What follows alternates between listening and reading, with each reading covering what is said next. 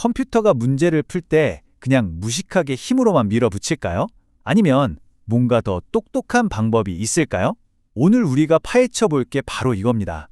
컴퓨터가 어떻게 똑똑한 지름길을 찾아내는지 그 비밀을 같이 한번 보시죠. 자, 한번 보세요. 이 간단해 보이는 8퍼즐 게임 있잖아요. 여기서 정답까지 가는 길을 찾는 경우의 수가 무려 310억 개가 넘습니다. 310억이요?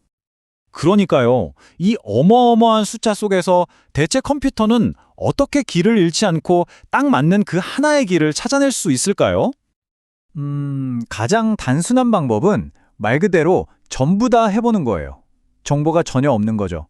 이건 마치 칠흑같이 어두운 아주 큰 방에서 열쇠를 찾으려고 바닥 전체를 손으로 더듬는 거랑 똑같아요. 언젠간 찾겠지만 시간이 어마어마하게 걸리겠죠? 바로 이때 이 캄캄한 어둠 속에서 한 줄기 빛이 필요합니다.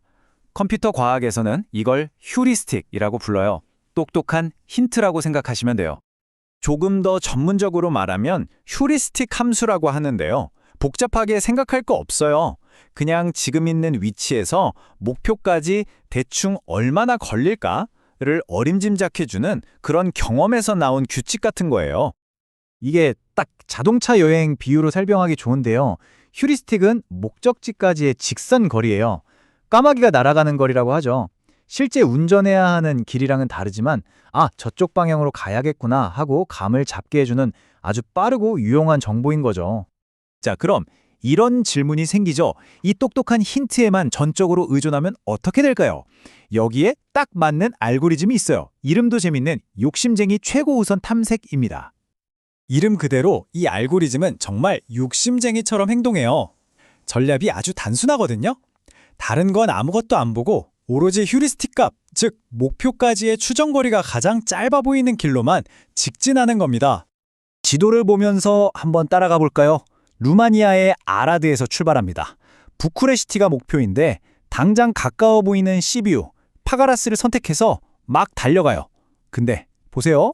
결국 더 먼 길로 돌아가 버렸죠? 450km나 걸렸네요.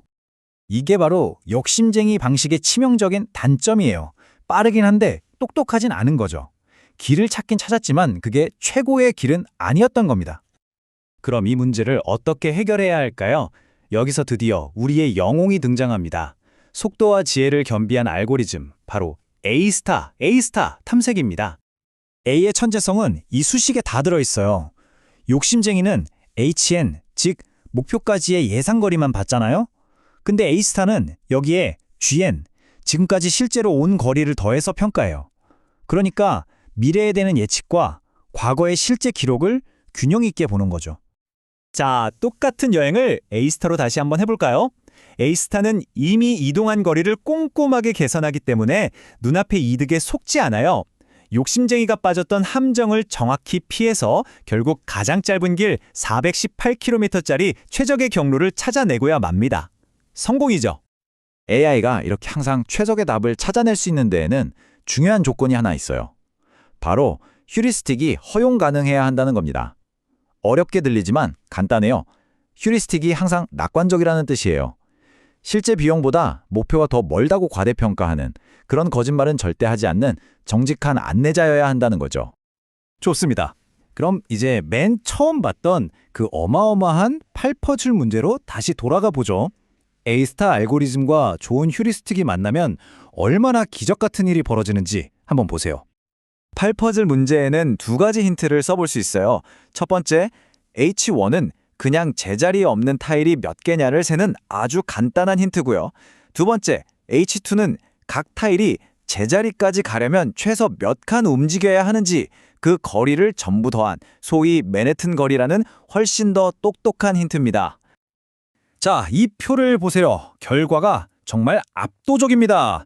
아무 힌트도 없으면 수백만 개, 아니 그 이상을 탐색해야 할 문제를 H1이라는 간단한 힌트만 썼는데도 227개로 줄어들죠? 근데 더 똑똑한 힌트인 H2를 쓰니까 단 73개만 탐색하고 끝납니다. 24단계 깊이로 가면 차이는 더 극명해지죠. 이건 뭐 비교가 안 될 수준입니다.